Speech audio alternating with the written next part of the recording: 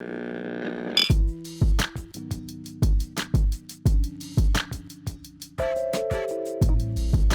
good morning, good afternoon, good evening, good night, whenever you listen to this. This is Matthew Beatty alongside my critique partner in crime, Ricardo Medina. Hello, hello, hello. Alongside special guest Daniel Lumyoung, sorry. Oops. Don't worry, a lot of people get my name wrong. Hello, hello, everybody else in the internet. And of course, Tracy Hutchings. Don't tell Harry. And this is, believe it or not, the 50th episode of BBB Radio. Yes, I counted it. I went on Anchor FM where I upload all my stuff, and yes, this 50. Is actually the 50th episode, right? And similar to my debut episode of BBB Radio, which I did in late June of last year, I'm going to be doing a couple of retrospect reviews, man. So today we'll be talking about two big films, actually. I would say two landmark films, not just in terms of superhero cinema, but just with blockbuster cinema as a whole.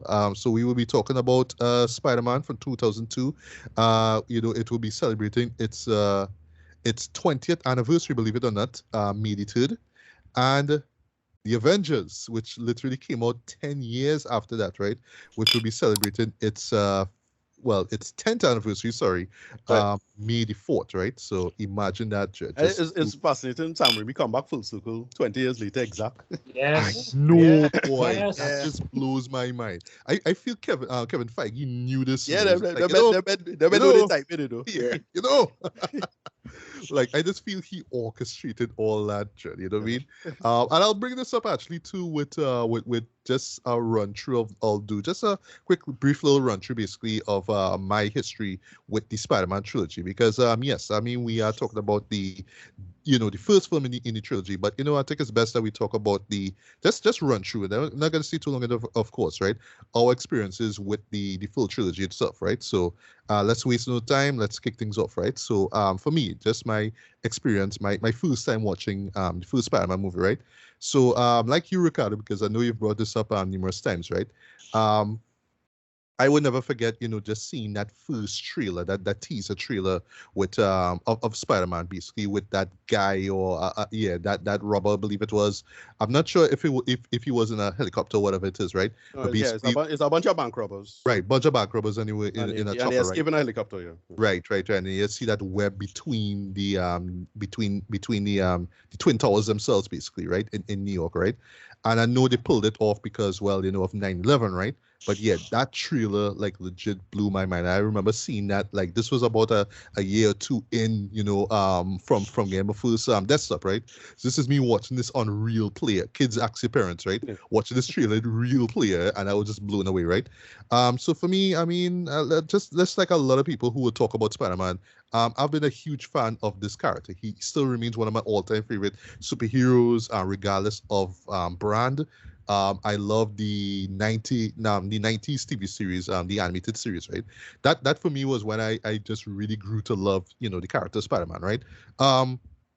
Even though prior, when I was younger, there was the, Spider-Man and his amazing friends, and, the Spider-Man show that was prior to that, right? It was only like, I think it was when this movie came out, right, that ABC Family actually showed the 60s Spider-Man. That's when I was introduced to the Spider-Man, right? Because I just always kind of heard about it as far as, pop culture goes, but I never saw any episodes until, well, I think it was around the time of the release of this film, right?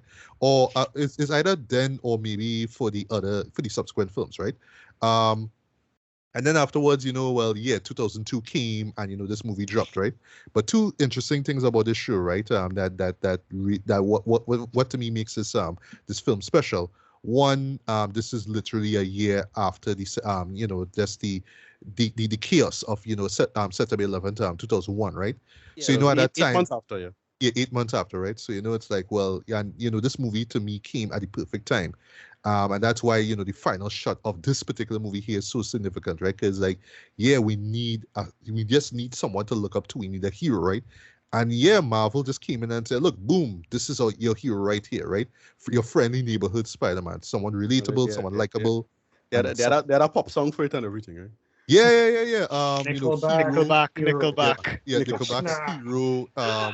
Even though it was not on heavy rotation on local TV as much as say Kiss from a Rose from Seal for Batman Forever, I remember that song just showing a lot on All the TV time, yeah. yeah, all the time. And well, just slight spoiler as far as this movie go, it still knocks. Like the song still moves me. It still gives me chills, especially that chorus. But like when you hear that chorus, you just wanna pull out your imaginary lighter and just wave it and just sing off key. You know what I mean? It's just such a great song. It just perfectly sums up, just the theme and the tone of this film, right? So yeah, seeing Spider-Man for the first time, I thoroughly enjoyed it. I had a lot of fun with it. Watching it, over the few, subsequent years or whatnot. I did have a couple of issues here or there, but that's just more narrative stuff, basically, but nothing too major, right? But then, boy, and by the way, this is me and just starting to enjoy the output that Marvel was putting out as far as cinematic films go, right? Blade was hot. X-Men, the first one, even though I have issues with it today, was hot. And this was just like, all right, boom, we just keeping the trend going, right? And then the following year was X2, right? And at the time I thought that was like the best Marvel superhero sequel ever made, boy. And then 2004 hit, Spider-Man 2 came, and I just let you all know one time, to me, hands down, that is one of the best superhero sequels ever made. But actually, I rewatched it before, meeting up with you guys here, right? And I was just amazed at just how strong that storytelling was. Right? I think that's the key to what makes that movie work, just the storytelling. It juggles a lot. It juggles a lot. My God, they make it look so seamless, so easy, boy. Just how they're able to just put all these elements together, boy. And in particular, the visual effects were just bumped up by a lot. By it's no wonder that the movie won an Oscar for best visual effects, because my God, like the visuals still hold up. Particularly with the the effects on Doctor Otto Octavius, right, played by Alfred Molina, right. Just those arms alone, though, and just the just how they move and all that kind of stuff was just amazing to me, right. But yeah, just how they expanded on the character of Spider-Man, his dilemma, his on again, off again relationship with Mary Jane Watson, once again played by Kirsten Dunst, and it just does so much though, but it never loses sight of what the story is about and the heart and emotion and all that kind of stuff, man. And it's like, yeah, I mean, like for me, like Spider-Man 2 was literally raised the bar as far as superhero movies go, right? And then we had Spider-Man 3, boy. And I will never forget the excitement level I had for this, boy. When the trailer dropped, the moment that you see, just the number 3, and you just see like, the close-up of the Spider-Man suit as being covered in venom. You know what I mean? It's like, oh yes. It was even to the point they even reveal, one of the scenes that was basically where you saw Peter and Mary Jane on the web, you know what I mean, looking at the stars or whatnot, and then that meteor drop, which, right? But anyway. But yeah, excitement levels were high, man. I mean, Spider-Man 2, look at what it did, right? But like similar to Spider-Man 2, I actually rewatched Spider-Man 3 immediately afterwards, boy. And just to talk quick about it, right? I was always kind of fair to the movie. Like I knew it was a huge step down, but I just kind of saw it like, it was just a missed opportunity to try way too hard, but it just didn't work, right? So, okay, fine, right? But yeah, what I watched over this movie here, I was like, nah, boy, I was way too fair to this movie, right? Um, Not the worst superhero movie ever made, or not one of, boy. But this is one of the biggest disappointments, I would say, as far as just blockbuster movies go, boy. The writing that I praise so much in Spider-Man 2, boy. They just literally tried to do the same thing again, but just all the subplots and arcs and things were just pointless. They made no sense.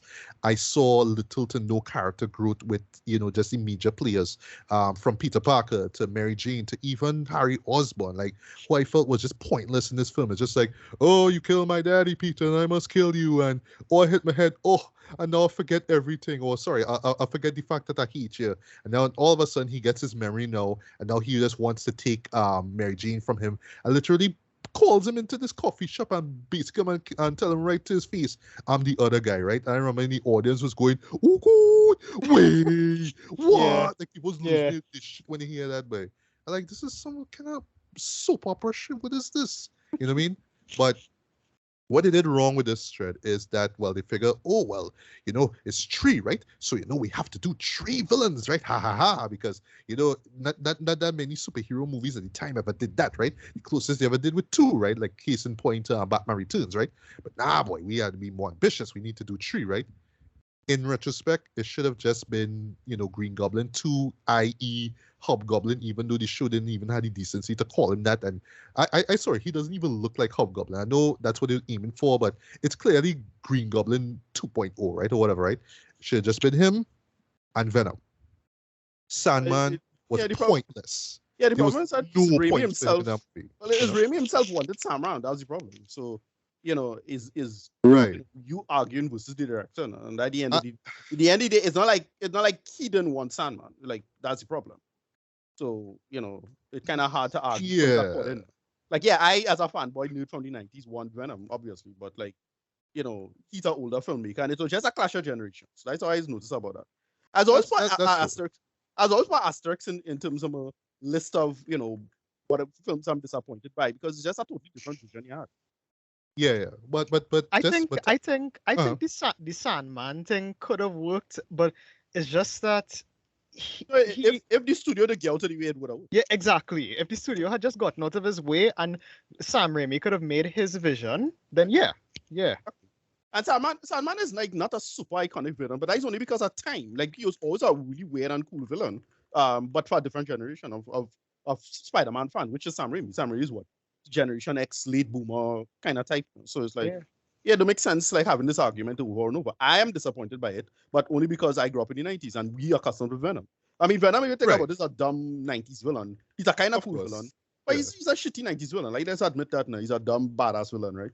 It's within the whole edgelord thing, like, ooh, exactly. Look how badass he looks, right? That right, thing, exactly. And he's a bigger, blacker Spider-Man. Okay, yeah, but I mean, whatever. Like, just it is. I notice that's the root of the argument there of two people, two generations arguing with each other about what is a more interesting villain, and it clash and mix in the wrong way, like oil and water. Yeah, I understand, right? So just a few things and I'll wrap up, right? So for me, right, as I bring up Sam Raimi, I would be introduced to his earlier work. That would be the Evil Dead trilogy, which I absolutely I would just say the first two movies I absolutely love, right? Army of Darkness is fine, you know what I mean, but but for me, my introduction to him came in the form of Darkman from 1990, right? Yeah. And to me, I always saw that like, it's the universal horror version of the Batman movie that Tim Burton did the year before, right? Much, yeah. And it's so funny that Danny Elfman did the score for this for that film too, right? Yeah. But so Sam know his way around superheroics, right? That's why I'm so happy to see him, officially in the MCU basically what he's gonna turn out hopefully, I should say hopefully will be stellar with Doctor Strange in the Multiverse of Madness, right? But but that's to close up with Spider-Man 2, right? But what really makes the show feel though is just that storytelling, boy. It juggles a lot, but the stuff that is juggling just seems pointless and dated by now. The whole Mary Jane be with Peter and all that kind of stuff. The whole emo Peter thing just does not work at all. It's just I find that make perfect sense to me, but yeah, whatever. yeah. And even the dance and stuff, like I watch it and I'm smiling. Also makes perfect sense, but again, it's supposed to be cringe. But I like what he think about us is exactly. I'm smiling at it too, and I want to laugh, even though it's bad. What I kind of forget about the movie, right, is that literally when he is venomized, right, that's all I see. That's when he had done that kind of way, and he looks emo drip. But when he normal, quote unquote, he looks normal and he hair part back and all that kind of stuff. Like normal thing. Yeah, that normal. Really, bro, really. Yeah, normal comic book, hyper realization stuff. Yeah, but the Venom stuff to me is the most disappointing by all the hype surrounding this thing, right? And literally, you see the Eddie Brock Venom literally coming a half hour before the movie done. No, but for Grace, I thought it was terrible. Boy. He's an actor I never liked all that much, but like I thought he was particularly bad in this. And much because Sam Raimi just don't know what to do with the character, or at least didn't care to do anything with the character. He is like, just do the basic beats and then move on. Yeah. And lastly, right, because we could talk all day about Spider-Man 3, which by the way I believe is it's celebrated, sorry, its 15th anniversary, right? But anyway, right? But what gave me about this show in general though is the conveniences. I understand it's a comic book movie, right? But so much things are so convenient. So on the one moment when Peter has the Venom suit on, and this is right after he embarrassed himself in the jazz club, in front of in front of Mary Jane, right? And then all these memes pop up as a result, right? When he goes to church and he's trying to rip the suit off and the bell and all that shit, right? Oh, conveniently at that one time, that's when Eddie goes show up into the church, praying, Parker. Please kill Peter Parker, like conveniently. It's a clumsy script, and again, it's again, all of this is just production stuff. Like that's why I don't like bother myself about it, even though yes, this movie is on my list of 5 films that is right, which is why I want to get to you next, right? And one more convenience, and then I'll shut up, right? Oh, so you now realize, and this is one thing I just hate, right? You now realize that Flint Marko was the guy who actually killed your uncle, right? Wait, one second. So the moment you realize that, right, you on your bed lying down with the spider suit on, and that at that exact moment is when the Venom symbiote got attack you and you turn into Superman, sorry, into Spider-Man, Venom, whatever it is. At that one moment when you find out this is the guy who run around the place, is the one who actually killed your uncle, Dread. That's when you become Venom, and then you start to turn out emo and shit. Makes no sense. It was just way too convenient, man. So yeah, that was just a massive letdown as far as the Spider-Man trilogy goes. And just the most disappointing thing for me is just how uneventful it just kind of ends. It's just like, all right, well, Harry dies, and there's the possibility that Mary Jane and Peter will be back together, and this is the way that we end this glorious trilogy. This is how you end it, right? But yeah, afterwards though, I mean, the rest is history. Sony, no, not Columbia, but Sony really tried to bring it back. Honestly, didn't really care that much about the Andrew Garfield films. Thank God they stopped at 2, because Amazing Spider-Man 2 was terrible in my opinion, but yeah, the MCU came, did the thing, and it's like, yeah, well, I mean, now we have Tom Holland Spider-Man, and at least they were great. They were grateful enough to say, let's not throw away Andrew Garfield or Tobey Maguire, man. Let me actually bring them in for one time only, right? And that's with Spider-Man No Way Home, man. Yeah. I can't be mad at that, man. So yeah, that's my history with the Sam Raimi Spider-Man trilogy. So Ricardo, what's your history with the trilogy? With particularly when you saw the first one, how you thought about the second one, and why you have the third one in your top 5 worst movies of all time?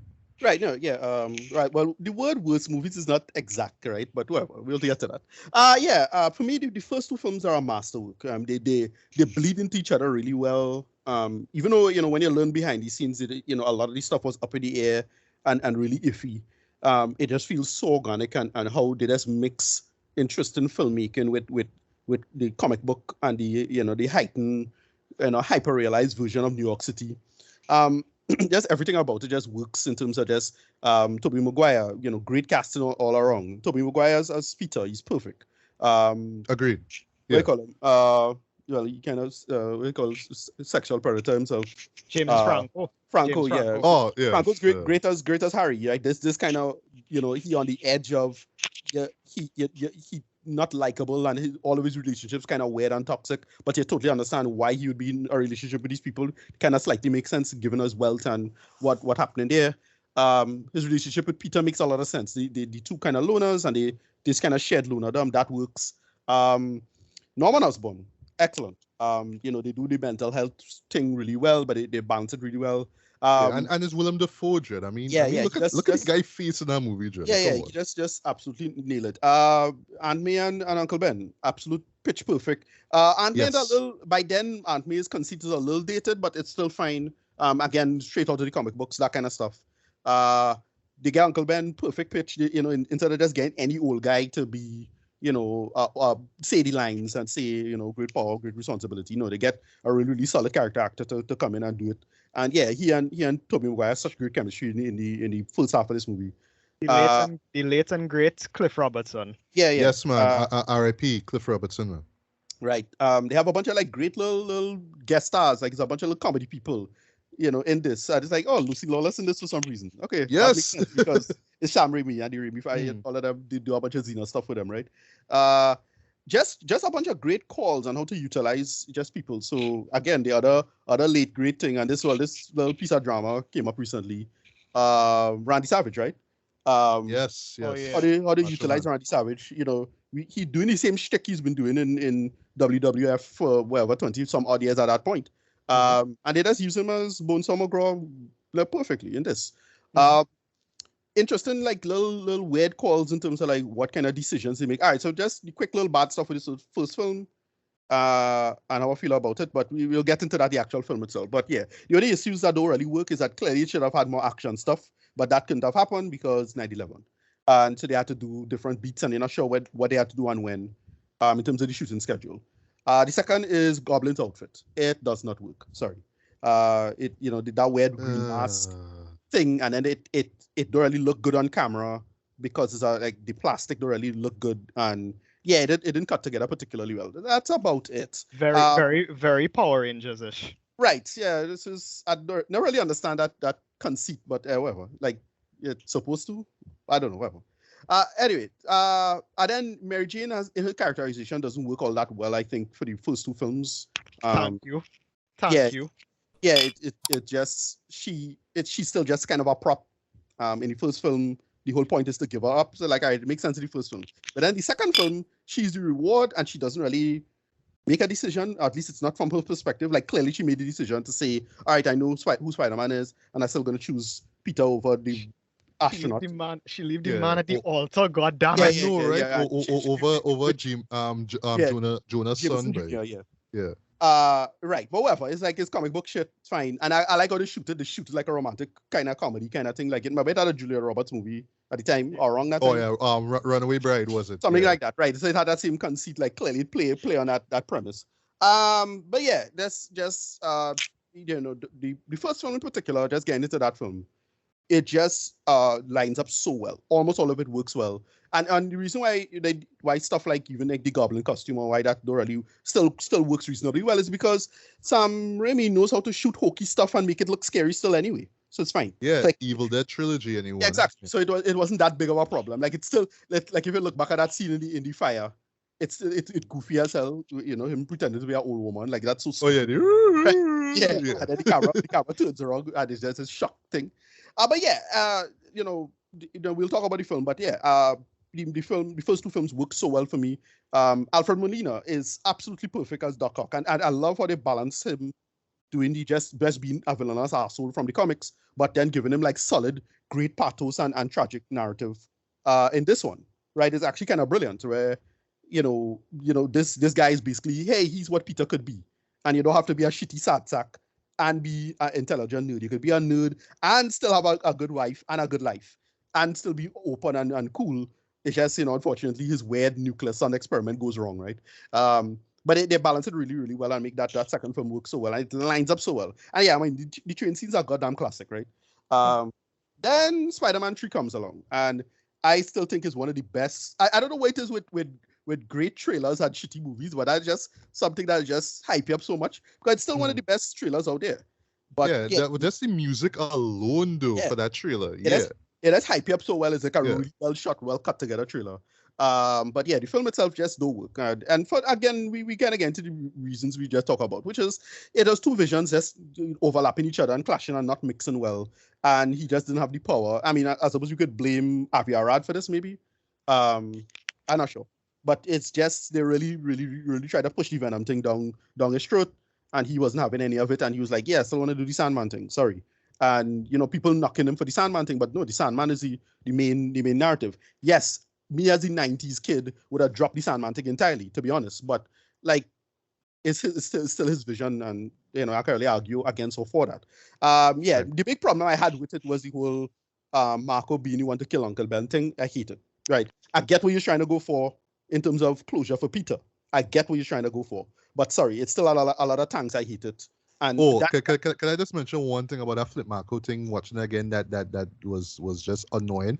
So in his excuse before he evaporates, sorry, he turns into dust and flies away literally, right? Is that when the guy from the first movie was running towards the car, right. he get excited and It's like it's an accident, he pull the trigger and shoot Right. Uncle Ben. Right. Like what? You just get frightened. No, so it's like, Yeah, that okay, basically sorry. what it was. Which I Come don't on, man. again. I don't really like stuff like that. That don't bother me as much. It's just again, to me, the conceit of it don't really work all that well. Again, I get what they try to do, because it's not like it totally invalidate Peter's narrative and in relation to Uncle Ben or anything like that. That is not what that third film did. Like, just be clear about that. But it still really, really undermines the conceit of what the original conceit was, if that make any sense.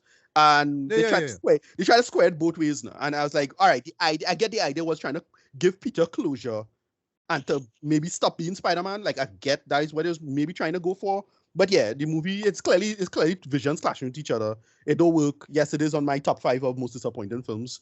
But yeah, that's about it for that for me with the Spider-Man franchise. Overall, yeah, I'm a big Spider-Man fan because my dad is one, and he kind of get me into mostly watching Spider-Man and Amazing Friends. He had a bunch of comics. The character works because he is effectively the first teenage superhero. He's the first superhero to be truly relatable, and he's one of the rare examples where being Spider-Man actually makes his life worse. Right? It totally subverts the power fantasy. That's why the franchise works. That's why the character works. And Peter Parker is a great character, and they make it. And we'll talk about that with his first film. Yeah, that's about it. Well, when we're ready to get into the movie itself, yeah. Okay, so all right, so just to get Tracy and Daniel's views on the trilogy. So yeah, let's start off with Tracy, sorry, right? Yeah, your quick thoughts on the first when you saw the first film, thoughts on the trilogy itself, and particularly 2 and 3. Thanks. I have I've come full circle with early 2000 superhero movies in general, because you go from the I love this or I like this to that's kind of annoying to it was good for the time that it was, and let me see how new things could be made better. So that's kind of how I feel when it comes to more Spider-Man 3 than anything else. Spider-Man 1 still holds a really top tier place in my heart. I really enjoyed it. It's kind of hilarious to be like, I remember the first time I saw the first Spider-Man and seeing like the certain cameos and being like, that's Jockster, that's Xena, because Sam Raimi and Ted Raimi for me was always Xena. And then he comes on and he gets involved in Spider-Man. It was hilarious to me that when I saw Spider-Man, that's when it put 2 and 2 together, that the tag at the end of Xena that said Sam Raimi is that same guy, and then Darkman, so that was a whole height unto itself.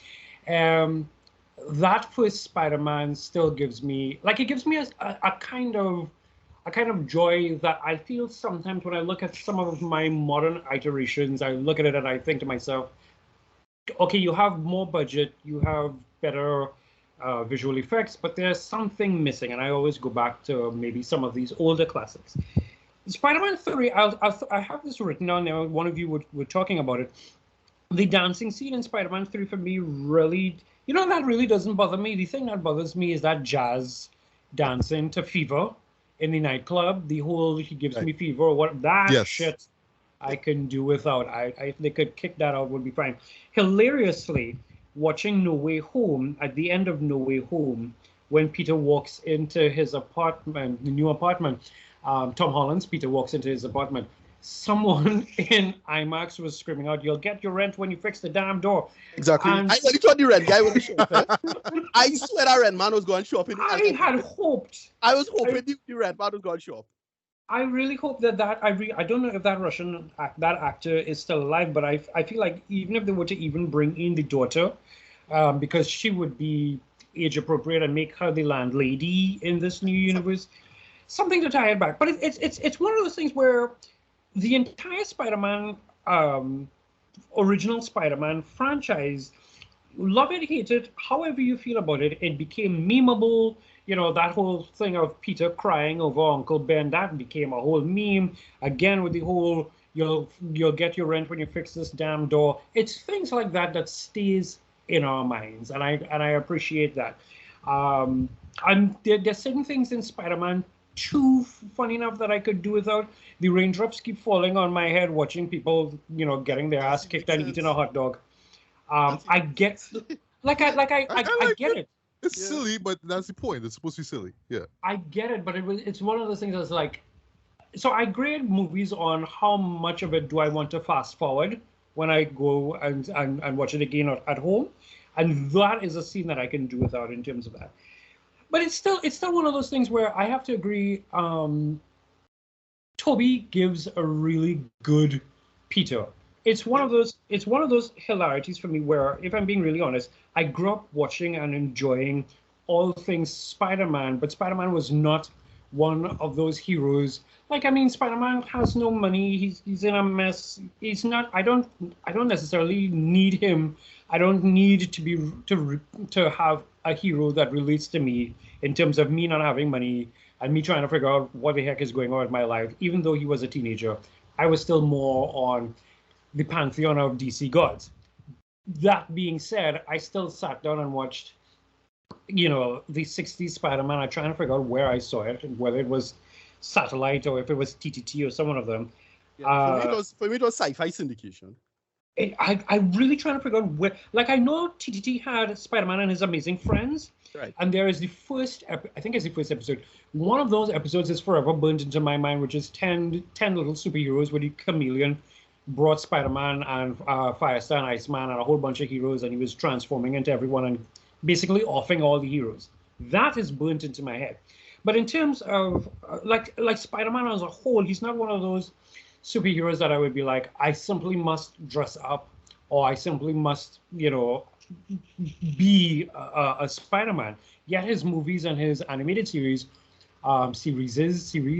always got to me. Where Sam Raimi is concerned, I'm very much here for the first one. The second one, I dig it. I love the conversation between Octavius, the quiet moments, the conversation between Octavius and Peter. Even the idea of how he got Rosie involved, even the idea of him trying to read poetry to Mary Jane, and Mary Jane is like, I'm not about that life. You're an empty chair. That was joy. So that's it for me with Sam Raimi Spider-Man. Interestingly enough, he had an article. There was an article rather that came out. I think it was either last night or yesterday. I saw it on Twitter. Sam was saying two things. One, he admits that he got rel flack from the fandom when he did the organic web shooters. That's right. Yeah, I'm gonna talk about that. That's something that you. Yeah, go ahead. That wasn't even his though. That was James Cameron. Okay, right. Yeah. Okay. Yeah. That's something that don't bother me as much as like it's something that used to bother me because it was here's the problem. It's something that you could understand bothering you, but it makes sense to the conceit of like a series because you had to read it weekly. But for like a single movie, and you don't really have to worry it as a causal concept because it was always a source of tension. Your robot run out of web fluid and he in trouble. But since it's a movie, that is not a problem. So it's like whatever. That's another thing I hated in Spider-Man 2, by the way. Like they brought it up, but it was more like a psychosomatic thing. It's like, okay, well, that's just kind of weird and dotish. But yeah, again, it's something that don't really bother me. It used to bother me, and now it doesn't. It's fine. Right. So we have that, and then we have the other story, which was he had said if he was doing Spider-Man 4, he would have brought in Kraven the Hunter. Right. So that's just as a random thought. It's very weird now that I think about it. I'm kind of hoping in terms of Multiverse of Madness that I get to see Ted Raimi do some random show up in some cameo or something like that, because he always puts his brother in there to do something or the other. Right. And it would feel like home. But in terms, like I said, those are my general thoughts. I'm very much big on Spider-Man 1. I like Spider-Man 2. Spider-Man 3, my boy giving his prayers to the Lord to kill Peter Parker. There's something deeply hilarious about it. The delivery is hilarious. Yeah. Like my one drama with that particular scene, and then I'll just wrap up, is a bell tower in a church is pretty high. And so even if you're looking X-ray vision, yeah. Yeah, well, telescopic vision. It's like somebody screaming, you realize the scream is Parker, you could see his face from up there. These kinds of brilliant. The man is a photographer. You have a good eye. Give the man a chance. I see what you did there. I see what you did there. But yeah, that's it for me for now. Yeah. All right. And well, before we get to Daniel and then the review proper, note to self though, I really need to watch that Japanese Spider-Man though. If you haven't seen the artist trailer for that though, watch it. It is one of the most hilarious things. You know what, Spider-Man? Yeah. Oh, Spider-Man, yeah. Yeah. The 70s Japanese one. I need to watch that like ASAP. Yeah, it have a super fascinating history behind that. Like why, you could actually thank Marvel for all the Super Sentai shit we get nowadays. Right. It's a really fascinating history as to why that happened. Because it was supposed to have all the captains of countries, not just Captain America. Yeah, exactly. Oh, okay. Yeah, it's a whole thing. It's really clever and interesting, and Stanley going to Japan. And that would have been interesting, right? Yeah. So last but not least, Daniel, just your history with the first movie, like when you first saw it, and just thoughts on 2 and 3. Well, I was too young. I was still in primary school, like when the first film came out. But I was always I was always aware that there was a Spider-Man movie out. So I didn't see it in theaters. But my father's friend, he sometime later after the movie came and went, he had it on DVD and he lent it to me. And I popped it in my DVD player. I watched it and I was like, after it all, as a little kid, I was kind of expecting more action, but I was a stupid little kid, and all the boring character stuff really didn't sit well with me. So I remember not really liking it all that much, but as I got older and my taste started to evolve, I look back on it and I'm like, this is actually really good. I would rank this. I rank all the Spider-Man films, and this is the second best one. For me, this is always the second best Spider-Man movie. Spider-Man 2 will always be the best Spider-Man movie ever made, in my opinion. Nice. I know a lot of people say that Into the Spider-Verse is the best one, but probably is what Ricardo is saying, is like a different generations. Different generations. Here's the thing with Into the Spider-Verse. I have one problem with it, and it's the one thing everybody like about it, which is all the extra spider people. Like, to me, all the extra spider people completely undermine the tension of the story. But people like the Peter Parker, so it's like, all right, well, whatever. Like, to me, they just completely dismiss the argument from that perspective. But that's the reason why the movie doesn't work all that well for me. Because it totally take away the tension from the storyline. It's like you have 6 goddamn spider people that, like, you must win. What the hell? Am I the only one who, like, just noticed that? Yeah, well, I like Into the Spider-Verse. I don't love it, but I don't consider it the best. I consider Spider-Man 2 the best. As for Spider-Man 3, I have my own ideas for how to fix that movie. One option is to give Sam Raimi the creative freedom that he wanted and let we see what he could actually do. Because according to him, he originally wanted the story to revolve around Peter, Mary Jane, Harry, and Sandman. Those are the only 4 characters he wanted to focus on. So I say, give him the creative freedom and let him make the movie he wanted. Now let's get into this. Let's get into the first Spider-Man movie. Yes, let's forget about Venom, adrenaline, get him, right? So I had to do it, right? So now let's go all the way back at the time, 2002, right? With the first Spider-Man movie, right? So one reason why this movie really works though, and to extend the second one, right? Is Danny Elfman, boy.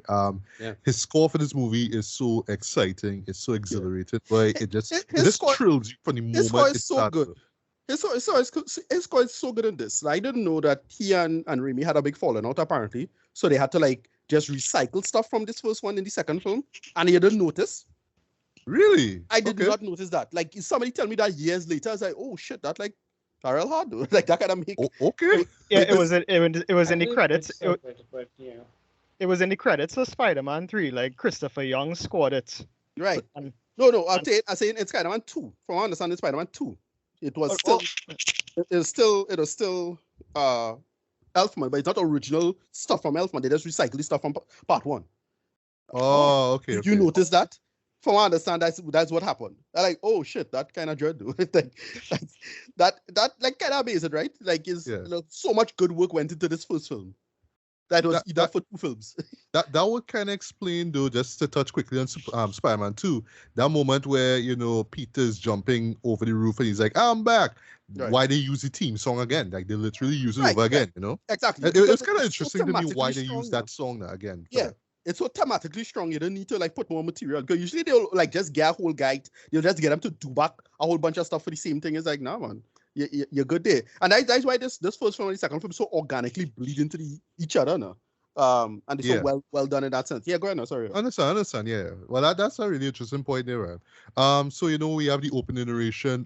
Who am I? You sure you want to know? The story of my life is not for the faint of heart, right? And to me, I was like, is it though? But then when you really think about like where the direction the show goes, like it is kind of right too, because the guy really goes through. Well, this is one thing I love about the show, how it kind of constructs and deconstructs the whole idea of what it means to be a superhero, right? Right. Yes, it's fun to be swinging through the, in the air and all that kind of stuff, but all the sacrifices and all the burdens that you have to bear, and this show really touches on that very well, right? Yeah. So that's what this was from Neal's that absolutely. That's the whole. It really subverts the power fantasy. Like, it just takes the power fantasy. Like, it's damn cool to be Spider-Man, no doubt. But that shit have a price, and we're gonna show you how much you gotta pay. And they have Tobey Maguire. His acting is so perfect. Is what movie he was in? Side House Rules. Yeah, Side House Rules. Yes. That's which I saw after the fact, but because I think for me this was like I think if I'm not mistaken, this was my official introduction to Tobey Maguire, and I never saw him before. But with this film though, just perfect cast in my opinion. Yeah, his facial expressions alone is just that, like, just change of face from upset to excited to being kind of creepy to being earnest. Like, he balances that so well as well, where he's very earnest, but like if you think about it, that shit kind of creepy. Like, because he looks like a legit nerd. Exactly, and they didn't nail that. Just facial expressions and him bouncing off all the other characters. He did absolutely perfect casting. Yeah, go ahead, Matthew, sorry. Right. Also, Tracy, you still there with us? No, I was gonna ask something random. In that, because you're talking about the opening animation, and now I'm playing all these movies in my head. There was the age of everybody having an opening animation, opening narration, because I think Daredevil was doing that, and then of course the X's, Professor X was doing it. And I'm trying to figure out who else was doing that whole scene of, except for Fantastic Four, I think. But everybody else was going through this whole motion of telling us what was happening and where we were. You had to do the brooding. You had to do the brooding. And then, and then you circle back around to Ragnarok, where, Thor is like, I bet you're wondering, what. No, but the Batman movie did it. The Batman movie did it. Yeah, it's fine. I mean, it's got a little, but, it's a easy storytelling beat. So it's effective. It's very effective storytelling. That's what it is, right? Yeah. So our story begins right at this field trip over at the science department at Columbia University, right? Also attending this trip is Harry Osborn, right? Who gets shuffled to the building alongside his dad, Norman, who's played by a boy Willem Dafoe, right? And of course, Pete and Harry are friends, and you just pretty much see where their friendship goes through through these films, right? Yeah. The love triangle basically between Pete, Harry, and Mary Jane, who is played by Kirsten Dunst, is set up pretty early in the film, right? So there's this moment where, like, during the lecture, basically Pete tells Harry that there's one spider basically has this could pretty much blend with his surroundings now. He says it's a defense mechanism. Literally, I love how it's set up to her, because Harry's like, oh, there's Mary, Mary Jane, you go talk to her. It's like, nah, I don't want to talk to her. Or you say, no, you go talk to her, right? And that's what he does. He does there. He looks at another spider and says, that spiders, blend with his surroundings. It's called a defense mechanism. It's like, okay, I like that. That's how he's able to bounce that up, Yeah, what funny about this is, so another small nitpicky problem. It's only in retrospect is nitpick something, because it's like you had to let it go in the 2000s and the 90s, which is the age. I mean, grown ass Peter Parker. I know. Is he Dawson's Creek thing? I know. Like whatever. But Child labor laws, dude. Child labor laws. What has cracked me up is the guy who's playing the teacher, I think younger than both of them. Are you serious? I think the guy who's the black teacher. When they were going with they did that on the field trip. I forget what you had, but you'll know him. It's a bald head black teacher. Yeah. He was in the field trip. Yeah. And by the way, seriously, I didn't even know that, right? Yeah. But there's a moment that I picked up on where Harry says to Mary Jane, right? Spiders can change their color to blend into their environment. And you just cut to Peter's reaction, boy. Yeah. That is just priceless, boy. That kind of defeated that sort of wah look in his face, though, but you know he feel it real hard, though. And to me, that's what my line feels, boy. Yeah, like he stole the line, you know what I mean? But yeah, during the lectures mentioned that, at the department, they were using the DNA, that's all called, of various spiders to produce 15 genetically designed super spiders. Why? I don't know, because script, that's why, right? It's comic and super science. Yes, basically, right? And, it's great that you have Mary Jane, of all people, saying, oh, one of them is missing, right?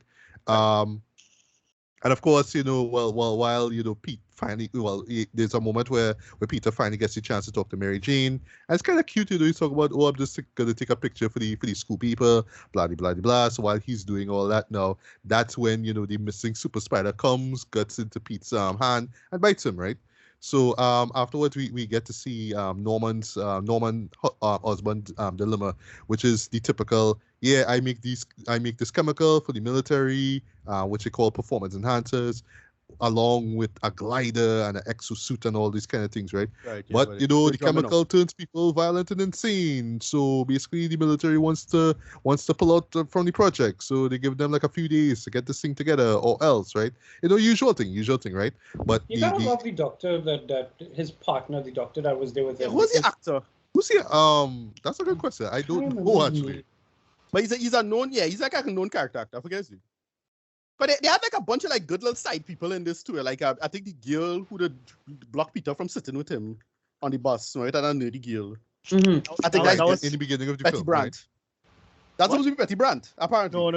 No. That's not Betty Brandt. That's Liz Allen. Liz Allen, sorry, right. That's Liz Allen. Right. Yeah, it's Liz Allen. So like, okay, right. Like, it's all these little silly little side characters they have, but that's the name them.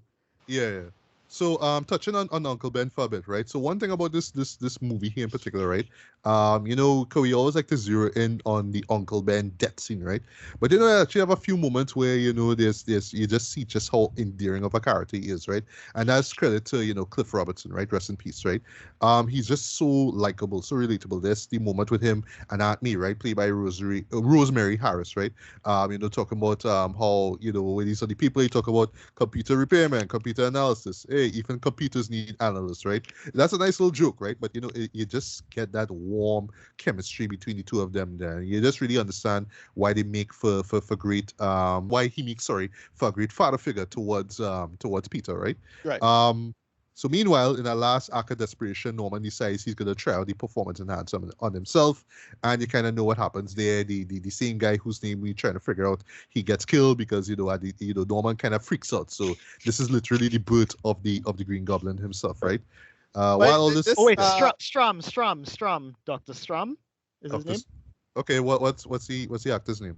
Oh, the actor. I'm trying to remember the character actor. Yeah. Why do you look for it? I'll just continue I'll continue story time, right? So this was before or after them him getting kicked out of the board, and you can't do this. No. He got kicked out after. Right. You can't do this. Way later into the story actually, right? So Peter now, after because of the bike now, he goes home. He's tired. He passes out actually, right? So he's feeling sick, right? And this is also an interesting moment in the film for me. When he wakes up now, he wakes up with muscles. He actually like when he's looking through his glasses, is blurry. So when he takes it off, he's seeing like much clearer now. And just to touch on the muscles thing quickly, I always thought that was like a big deal. Like, to me, I wasn't sure, like, at the time, if Toby really bulked up for it, or if they did, like, say, Captain America, the First Avenger, where it's like, oh, it's this actor's face, but it's somebody else's body. Like, they bulk up. He bulks up. Yeah, I know that, like in hindsight, right? Shout out to And the American healthcare system, though, where Right, you yeah, would rather that's prefer to funny. go That home and comes from this, yes. yeah, I don't know, funny. We decided to just take a sleep instead of going to the like, hospital. I But can't go to the yeah. I mean, the I'm thing is, gonna like, the sleep size of with a golf ball, eh? I like whatever. I know, right? And all right, and in retrospect, I know the film meant the it was basically the film didn't mean to be unintentionally creepy, Dread. But the moment that the man realized he could see properly now, that's when the film touches on the fact that Mary Jane is the man neighbor. Like the first thing he does is look out of his window and he's seeing Mary Jane dressing, getting ready to go out. I'm like, wow, Jen. Like y'all kind of set up the fact that they were neighbors early on, Jen, but I thought don't they make did him into like this perv, Jen. right, exactly. And they wasn't even subtle with the whole web shooter is ejaculate thing, eh? Not subtle Yeah, with that shit at all. oh, Not subtle with that bullshit at all. So it's like, yeah, it's good timing, right? Because the moment that he tries it out though, that's when he end up smashing a lamp, and the Right. me comes to like, what are you up to? It's like Right. nothing, just exercising. You know, And they're like, like I know I don't want to think about it. I know Yeah. I don't want But to, they but make the it show do- kind of making it out for him to do it. I'm sorry. subtext upon subtext. Subtext by subtext, right? But alongside with the whole web stuff, which I'll get into in a bit, right? He also notices, his ability to stick on to certain surfaces, right? And I love how they set that up too with him trying to catch the bus, and with him touching that Go Wildcat sign that's the side of the bus itself, and the top part of it rips off, right? So that was really cool. The cafeteria scene where he learns about his reflexes and all that, right? It's a cool shot, right? Although the setup is kind of lame, with Mary Jane just suddenly slipping and falling, whoop, and all of a sudden, he just grabs all of his stuff there with his tree. The shot itself looks really good though, but the setup with her slipping and falling is like, all right, really, bro? Like was this a commercial or something? No, you know? And is he famous? Like what? It was a take, like 200 some takes or something insane like that. Yeah. All right, yeah. It's about that. Yeah. Right, and I also love how it ends too, where he notices that her fork, not his, but her fork is stuck to his palm and wrist now, and when he tries to pull it off now, that's when he notices the webbing for the first time, right? And everybody's like, "Oh wow, you're a freak, man, you're weird, right?" I remember, just back just to touch on the webbing for a bit, right? Back then, for me, that was a big deal now because when you grew up in the 90s, we've played the Marvel games, right? We've seen the Spider-Man cartoons, we read the comics, right? And it's like, oh, we're doing organic webbing now, But at the time I was like, all right, well, 2 years ago they gave us X-Men and they were wearing like black leather. So like, all right, I understand now the nature of comic book to film adaptations. You Right. have to change certain things so non-fans could kind of understand what's going on, and you don't have to overthink things now. So I felt like and this is what the Amazing Spider-Man films try to fix, right? Yeah. Where but here now it's just like, all right, well, it's a spider, you get bite, okay, you have these powers, so why not have him make organic weapon? Just why not? Let's roll with it, right? And if you don't like that, well, you have the comics and you have the TV shows and all that stuff, right? You could get So it's like, all right, fine. I mean, Let's just go. It's natural. Okay, fine. Let's go on. Yeah. you could get into all kind of like weird arguments about plausibility and which one does work better or not. I mean, again, as a fan, and back then I wanted the things to be more close to the comics, but it, like, from a script standpoint, yes, it is. It makes much more sense. Like, if you think about it, it's kind of like the whole having Rogue be the central character in X-Men. Like, it have a purpose just because you need to get from point A to point B, and like writing wise it faster. Like, that's how I think about it. Like, it's just a smart decision in that way, because like, you have no time for this bullshit. You have to get a set of powers. He wouldn't make up the way. Like logically, he won't just do that. Like, why would he do that to swing? But if he have it intuitively, as part of his biology, then he would think, all right, I could do something with this, and he see it pulling stuff and really hard. Then you can have the intuition to swing just to get the scene later. It's just these little script decisions you have to make now. Because again, you got to tell a story in a short period of time. That's all I see. That's why I don't really have a big problem with it from that standpoint now. However. Yeah. Also, the first instance of the spider sense is really is cool. Although it is very early 2000s though, because they have to do the. Sorry. No, well, your boy that stroke coming up just now. Oh. Oh yeah, Joe Manganiello. Yeah.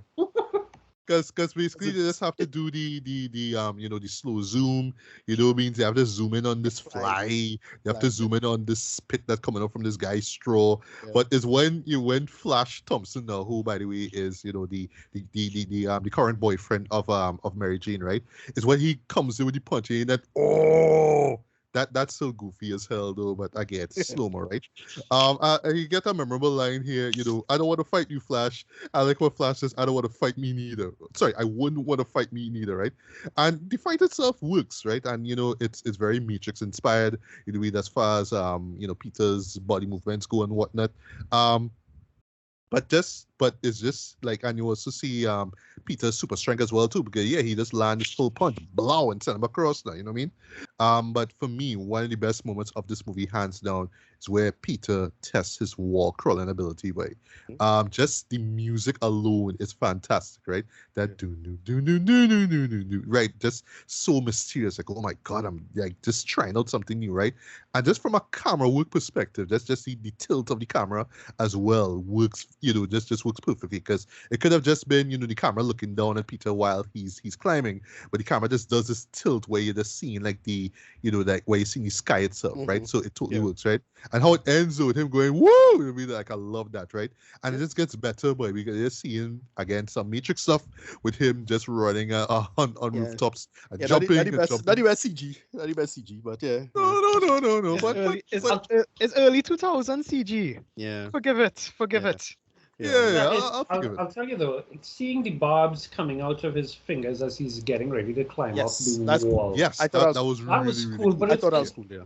It's cool, and there's something about it I haven't really put my finger on it. It was kind of friggin' creepy the way I was just this barb. I think it's because it looked like they look barbs. metallic. They look very metallic. Yeah. So what was interesting about this is and it, again is Raimi, just the kind of potential body horror that could come from this stuff now. Like I could imagine like we getting Monster Spider from Raimi in the long run. Like I could imagine that. Oh yeah. Stuff like that now, or Alistair Smite, or it's kind of a shame that Raimi didn't get more with this, but like we could get some weird shit going down the road now. I would have liked to see him tackle Morbius. Yeah, well. Yeah. Well, no. That would have been interesting. Especially like how we saw that character in the 90s animated series, right? Speaking of Matrix, we even get a free your mind moment, right? Where basically, Peter has to get from point A basically to this, like he has to cover this large distance now to get to this this building, right? And it's like, all right, well I have to use the webs, right? And I'll never forget, seated in theaters, the audiences was laughing with the go web.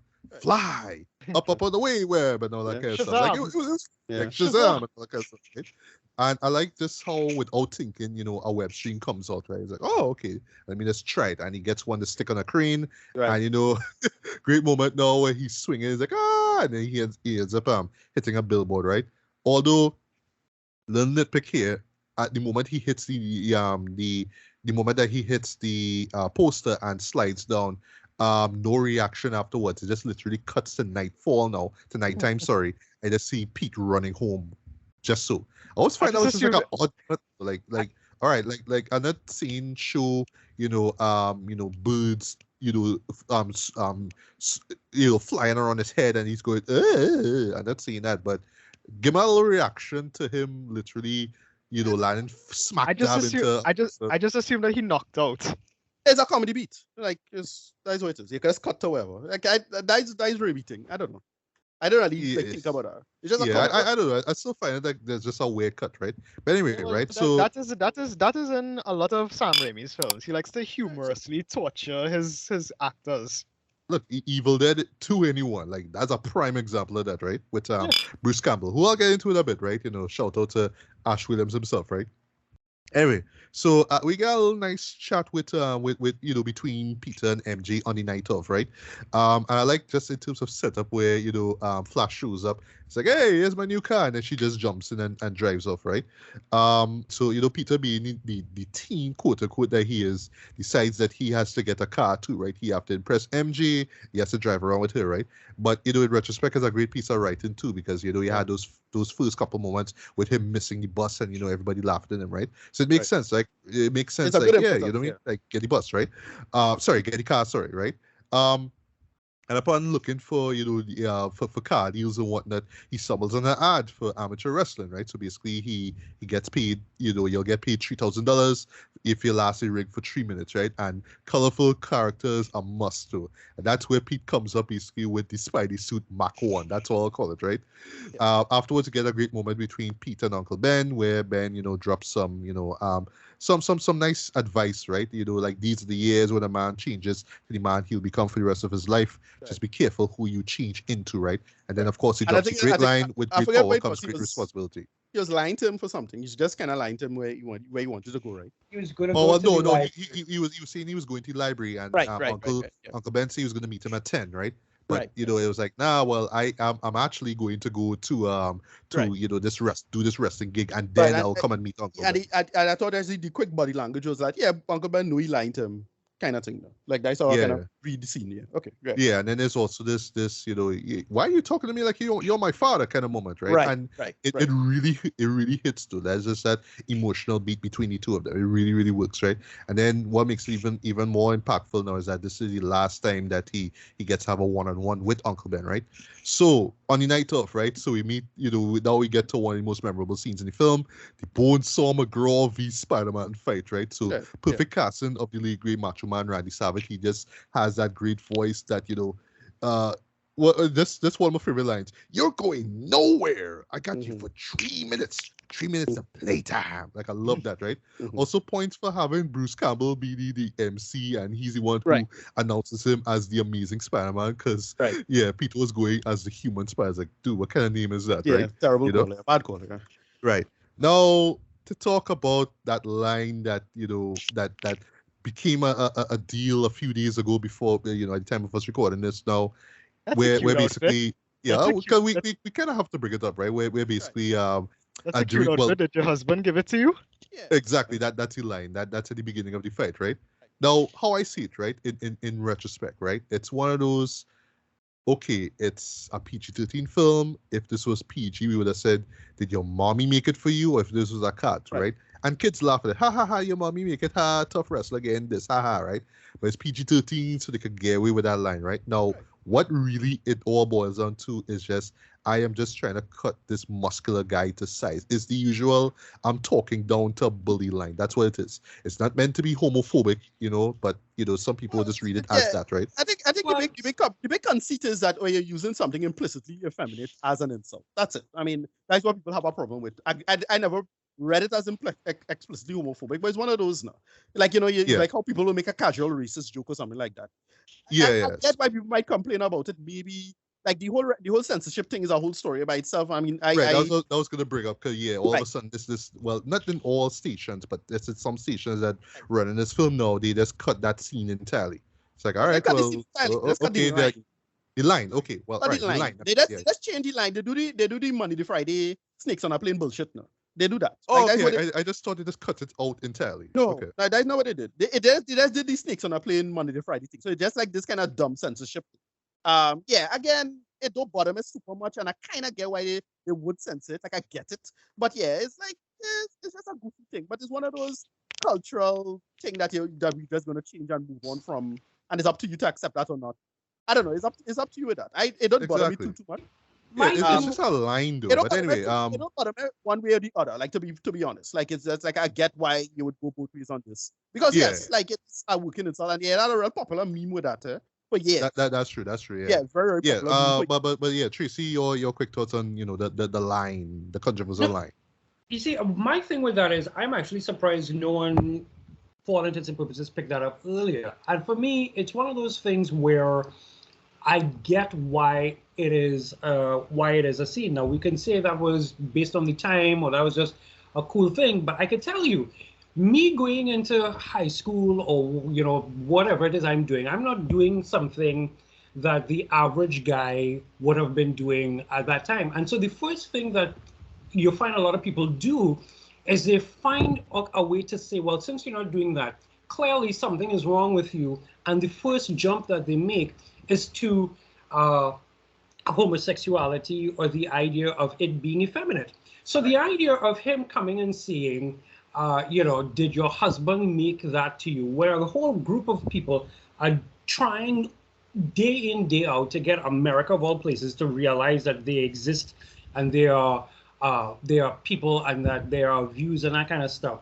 I could see how that would aggravate people. I would see how people would come and say, well, okay, maybe we should axe that line, because it's like a low-hanging fruit for me to go and tell somebody, hey, you're looking like that because what? You're implying that they're gay, and also gay is a bad thing. Right. So again, it's a low-hanging fruit. It's a shitty punch down joke. Like, I admit that.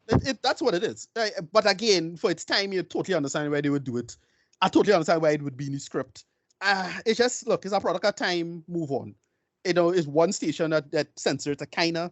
So, I don't know. It doesn't bother me. And it's one of those, it's a non-controversy. Let us put it like that, right? It's a non-controversy. Agreed, yeah. Not to lose your mind over, right? So, yeah, after the fight now, he gets $100 and he excuse, well, you only pinned him in 2, right? Which is like, jeez, well, like, you're serious, right?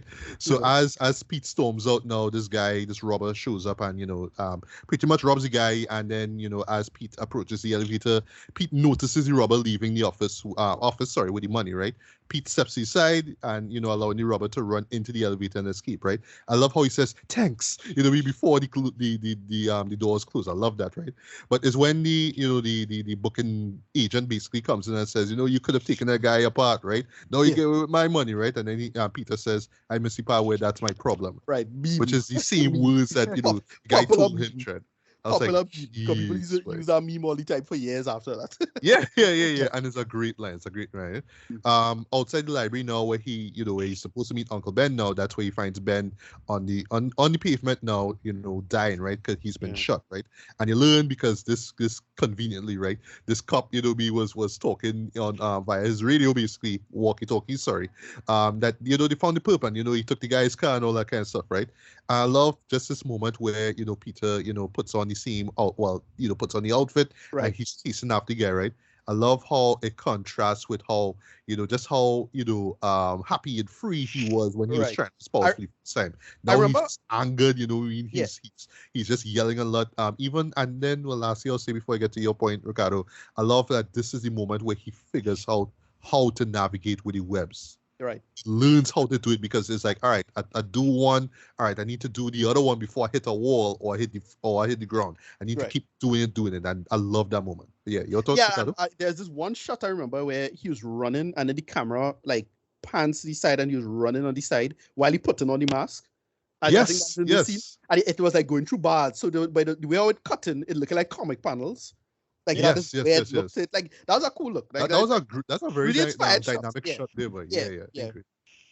But also the early 2000s CGI was on full display when he was like running up the wall and shit. Yeah. True. Yeah, especially that it's like they're really trying to be like real hyper stylized though, but it kind of looks a little not cheap, but just a little fake. It just kind of takes you out at times, right? But anyway, so the sequence now where the robber finds himself in this abandoned warehouse is great though, particularly like the fear in his eyes though, you know what I mean? And how I noticed too, because when Peter attacks him in the car now, so that like legit freaks him out, right? There's a cool shot the way to see Spidey sliding from the roof though. I mean, there's like a classic Spider-Man visual though, but I just love how they use it here. And this whole sequence in general feels very Batman-esque in my opinion, right? Especially with how like you almost expect Spider-Man to show up behind him and say, I'm Batman, right? But really what makes this moment work for me though is just Peter's reaction to the fact when he finally sees the guy's face, like, oh my god, this was the guy who I just let escape. You know what I mean? Just that shot, just the way how it's not like helicopter lights or whatever, but I think it's from like because it's by a pier, so it's basically one of those lights from those boats, whatever. But when it hits his face though, I just see his reaction when you see the guy's face though. I love that, right? And it's kind of a Batman thing. I kind of call it that though, where it's like like he's like it's like he's like, oh, don't hurt me. It's like, and like, did you do the same thing with Uncle Ben? Just a moment where the guy trips over this pipe and bursts through a window and falls and dies, right? As a sort of in my opinion, sort of a Joker, Tim Burton, Batman kind of vibe to it, like the way how that ends though. I don't think it was intentionally like that though, but yeah, that moment though still works for me, right? Just like, oh my god, like this was a guy who I let slip, right? I was just about to kill him, right? And then, well, conveniently he trips and falls, right? So imagine what would how his life would have been if he actually did kill that guy, right? So yeah, and any thoughts on that one, scene? Yeah, it's a solid scene in terms of this building of Peter as it is. Yeah, the upside down thing is the upside down hanging thing is like a classic Spider-Man. Like, yeah, can't go wrong with that. Yeah, I didn't think of it putting it together in terms of the Batman Joker thing until you said it. So that's actually an interesting take on it, though. Yeah. Yeah, it kind of is though, in an odd way, right? All right, so cut to some weeks later. Now I assume it's some weeks later, right? Because the show never really established this, right? And it's graduation day, so okay. And conveniently, Mary Jane, this is the moment where Mary Jane dumps Flash, right? Like he proposed to her, and while Harry's there, so he takes notes. He's like, okay, I have a chance now, right? So inspired by Ben's last words, Peter decides that, he's going to be the friendly neighborhood Spider-Man, right? And off screen, he creates the Mark II costume, right? That's all I call it, right? And we get this pretty fun montage, great montage, right? And one thing that, this show nails, right? And of course, you get it with the subsequent films too, right? Is just the scope of, when you see Spider-Man's movements, right? Just those wide shots of the city, how the camera just follows him throughout, though. And it's just so dynamic, so thrilling. Every time I see them, and, just once again, Daddy Elfman's music throughout these moments, though, I just get chills every time I see them, right? If there's one thing a Spider-Man movie has to nail, it's just creating the feel of, wow, this is how it would be, to be Spider-Man, right? Just the exhilaration of doing that, right? And I just love how this montage, always intercuts with, people on the street, and it's, is these New Yorkers talking about, hey, it's this guy, this web swinging guy, who's this guy, right? But yeah, points for Lucy Lawless too, who comes with the cameo where she says, "Guy with 8 hands sounds hot." So like when I watch it, it's like that's McGill, that's Xena right there. I love that. They have a bunch, like in retrospect, a ton of great cameos in this franchise. Jim Norton in this. People like Jim Norton, like all these little side comedians, little small people, like, he in this. And Acid Manby was in the second one. It's like, all right, they're funny, but like, yeah, they're all these friends. It's funny. Yeah, even Joe McHale, was the second one. I was like, what? You was this, Or just lastly on that sequence, I don't know if y'all have anything to say about the Tracy and Daniel. I love the guitarist on the subway who's doing like this folk version of the 60s Spider-Man theme song. Right. I love that. Dresses like a spider, looks like a bug. We should all just give him one big hug. I love that. That is pure New York right there, Trent, Yeah. But yeah. It's the two sides that there's two characters there that I actually quite dig there. It's the absolute exuberance of the woman who's interested in his tight little ass. And then and then you got I don't know who she is, but it's just the overjoyness in her face around his tight little, and the guy who is like, I don't like him. He sucks, and I think don't like Jim Norton. Yeah, so it's like just those two, because I mean, seeing Lucy Lawless, it was like, oh my god, it's Xena. So immediately. But that cut between those two for me is hilarious. Yeah, indeed, right?